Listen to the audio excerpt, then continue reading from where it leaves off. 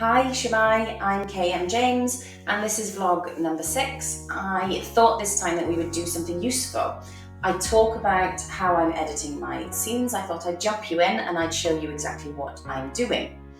I've already structurally edited this on a story level and on a scene level. I've also gone back in and I've added in descriptions where they were lacking, because when I draft I do a very rough quick version of it. So I've got the stage now where I'm happy with what's in the scene and how the scene moves around, moves from one part to another. What I need to do now is line edit. So the first thing that I do is I search for these filler words. These words here, actually, literally, very, really, so, just, and definitely. These are words that don't need to be there, they are fillers. But let's go through it. So to search for things, I would take my scene out of my main manuscript and I will deal with it just on its own in its own document. Otherwise you're going to be searching for too many things. I would push Control and then F and it's going to bring up my navigation box. And we'll just go through them one at a time and search. So if I look for actually, it doesn't find any. I would then search for the word literally. Still doesn't find any. Now, every writer will have their own go-to filler words. You'll be able to spot mine very soon. So very is everything all right, but that's not a very. So that one's fine. Really. Let's have a look at that one. Nope, there aren't any reallys in there. So can be one of my go-to words. Now here it's brought up, of course, SO comes into other words. Something, someone. It's going to pick up other words. Now I could push the word so in and I could put a space after it. I could even put a space before it and it's only going to pick up those that don't have a space before or after it. But sometimes there'll be a comma after it, there'll be a full stop, there'll be something there. So you're going to have to take away anything, you're going to have to just go through these. I mean, it's only one scene. For me, that's 1100 words. It's not going to take that long to go through and find which one's the actual so's and not a something or a somehow. So you go through, there's a so there. Right, so you want me to give up my time to help you fix up the cottage so you can sell it to some stranger. Now this is dialogue. In speech, we are going to use these filler words. So long as it doesn't detract from what you want to say and it matches the unique voice of your character, then leave it in. So I'm not going to change that one. I'm going to leave those ones there. There's another one here. Again, this is a dialogue. So all the browny green stuff goes into the barrel and then into that trailer. I would leave it there. It's fine. And that's the last one. So the so's are fine. The next one, just. Now this is my go-to word. Okay, you can see how many I've put in. Normally there's more. Yeah, of course, Henry's answer came too quickly. There's just this game I wanted to catch. It's in speech, it makes sense for Henry to use words like filler words. That's absolutely fine. None at all, she replied with an easy smile that tightened her chest. Just what I needed. Thanks again. Makes sense? Okay, you said it was your family home. Lauren said, her voice softening just enough to tug at something inside her. But let's take out the just and see if the sentence still makes sense. Lauren said, her voice softening enough to tug at something inside him. Didn't need to be there, it's fine taking out. Lovely, let's look for the next one. Working with you, as Grammarly giving me suggestions. How do you get from working to annoyance? Weird Grammarly.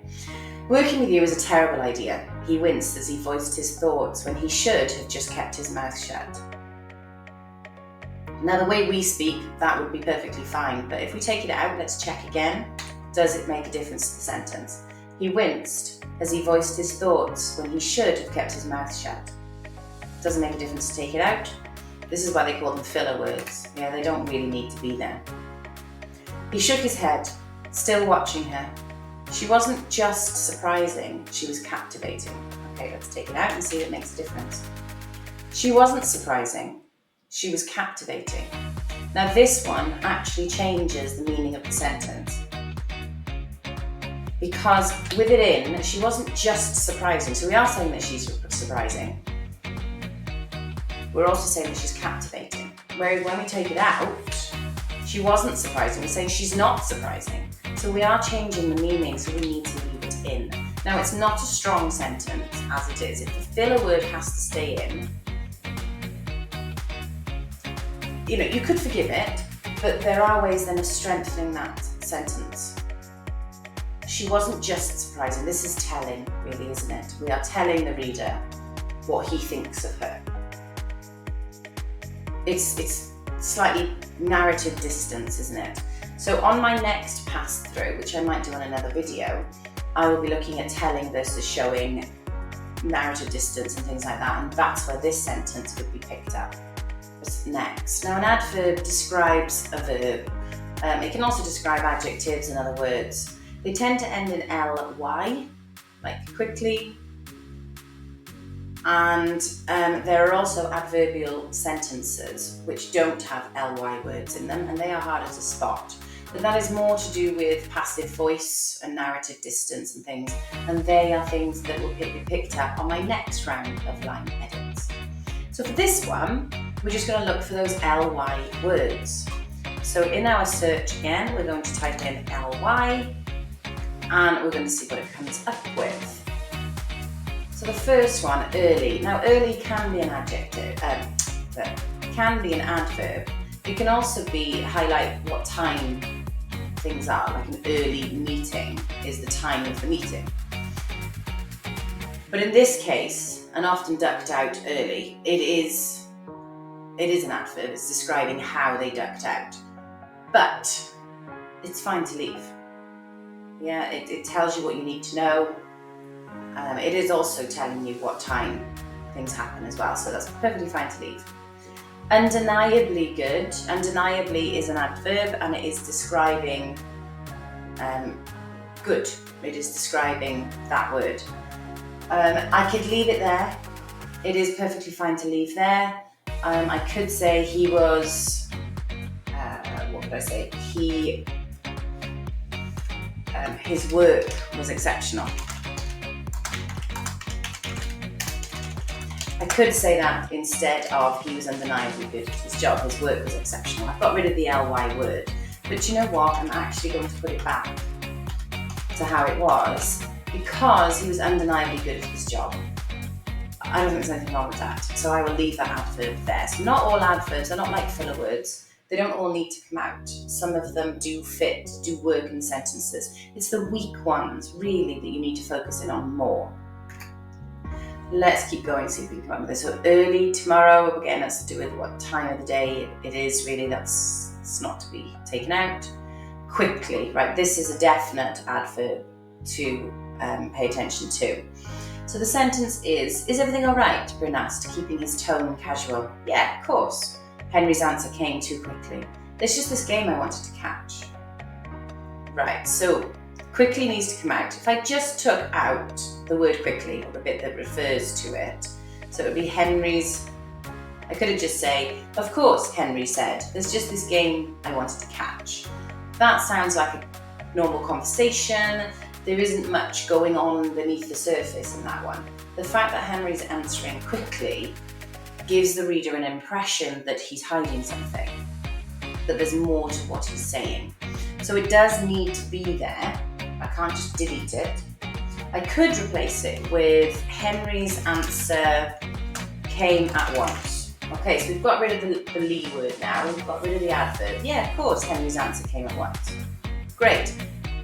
It's still telling though. Henry's answer came at once. You're telling the reader how he answered. Now, as I said, my next pass will be to do with telling and showing. So things like this will be picked up then. But I mean, at this stage, I could just say something like, Henry, I need to put an adverb in then, let the question hang before answering. Sorry, Henry didn't let the question hang before answering. So you're actually, again, it is telling though. You're telling the reader. Henry didn't let the question hang with our answering. Yeah, of course. And you're also delaying how quickly he gives his answer. So I would know, I play around with things like that. But because this pass isn't about showing versus telling, it's about getting rid of those adverbs and replacing it with something else, I'm going to leave this sentence as it is. Henry's answer came at once. I may change that later when it comes to showing, but for now, I'm going to leave it there. What was my next adverb? Neatly. Okay, she looked sharp, neatly pressed trousers. Now, if your trousers are pressed by an iron, they're going to be neat. Doesn't need to be there. She looked smart. Pressed trousers, a tailored jacket. Wonderful, happy to take that out. But somehow looked entirely at home on her. Let's take out the entirely and see if it makes a difference. But somehow looked at home on her. Wasn't needed, entirely can come out. I don't want your help, Lauren said quickly. Again, quickly, one of those words. I could change the dialogue tag here. Instead of Lauren said, I could say Lauren snapped. Or Lauren shot back. Oh, that's how good spacing. I don't want your help, Lauren shot back. Of course not. It actually quickens the pacing. I don't want your help, Lauren shot back. Of course. His tone was dry as he swept harder. I could even actually take the was out. His tone dry as he swept harder. So that was a better way of taking out the quickly, improved the sentence. Family is not an adverb. Mutually beneficial, we're in dialogue there. Her heels sitting precariously on the floor with each step but never slowing her down. Now, precariously is describing how those heels are sitting on the floor. It is an adverb. If I just take it out, she didn't flinch or hesitate. Her heels sitting on the floor with each step but never slowing her down. I could just take it out and leave it like that. I could change the word sitting to maybe something a little stronger. We could say skimming. Her heels skimming on the floor with each step but never slowing her down. Okay, when I've got rid of the adverb, I have replaced the word sitting with skimming. And I don't feel that the adverb precariously needs to go back in. So that's great. That's done. So that's all the adverbs done. My next step is my dialogue tags. So let's have a look. Bryn pointed out. Now I'm terrible with dialogue tags. I don't know why when I'm drafting I don't just say said. It would be so much quicker and easier if I did. But you were half hour late this morning, Bryn pointed out, wiping his brow. Well, this is inferred really, isn't it? But you were half hour late this morning. Well, he is pointing something out. That's pretty obvious, so it's fine just to say said. Bryn said, wiping his brow. I know, Henry said. Okay, Bryn asked. Asked is one you can get away with. It's nice sometimes to break up the word said. Is everything all right? But Bryn said. It makes sense to keep it simple. Henry's answer came at once. What other dialogue tags have we got? I can't really search for dialogue tags. I could search for dialogue, but it's easy just to go through it. Okay, he greeted. Lauren, he greeted, leaning the brush against the wall. How's the tap? No drips, I hope. Again, he's seeing her for the first time. It's like saying hello and saying he greeted. It's inferred in the sentence. So Lauren, he said, leaning the brush against the wall. It's not needed. None at all, she replied. I replied, she said, with an easy smile that tightened her chest. Just what I needed. Thanks again. Okay, Lauren said, he tilted his head. She begun. I have 3 months to get the cottage ready for sale, she said, her tone shifting into professional territory. It doesn't need to be anything more complicated. I don't want your help, Lauren shot back. We've already covered that one. Any other tags? He asked. And what's in it for me? He asked. I might leave the ask there. What's in it for me? He asked, leaning on the brush handle, deciding to go with a nod. Yeah, that's fine. I'll leave it as that. Lauren said. He winced. Again, this is a different dialogue tag. This is actually a description. This isn't a tag. Working with you is a terrible idea. He winced as his voiced his thoughts. I might even put that on a separate line because this is the dialogue. As he voiced his thoughts. I'll leave it as it was. Because we're still talking about what he said. Okay, what are the dialogue tags? Got. She said, good. Blinked, it's not a tag. She asked. So all the brownie green stuff goes into the barrel and then into the trailer, she said. Already surveying the space like she was devising a strategy. Yeah, change it to said. I don't know why there's no comma there. Sorry, I tend to do passes like that last, but if I spot things along the way, I might add it, especially if Grammarly's going to add it for me. I thought you needed to get to Tylo's, she called over her shoulder. Now I could change that, she said over her shoulder, but she called actually does give you the impression of her raising her voice. So I'm going to leave it there, glancing at him with a glint of challenge in her eyes. I could have said, she said, over her shoulder, her voice raising over the din of the cows, whatever the grounding is, because that will then add some grounding for the reader as well. So that might be one that I come back to afterwards when I go into the showing instead of telling, and we're looking at grounding and things as well. But for now, I'll leave it there. And that's the last of the dialogue tags. So there we go. So that's my first step in line editing. I start with these filler words, removing them. I go through and I search for adverbs.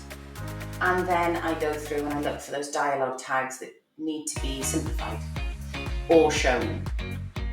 My next step then is about showing and not telling, narrative distance, and about passive voice versus active voice. Those three are very closely linked together, very similar, so I do them all in the same pass.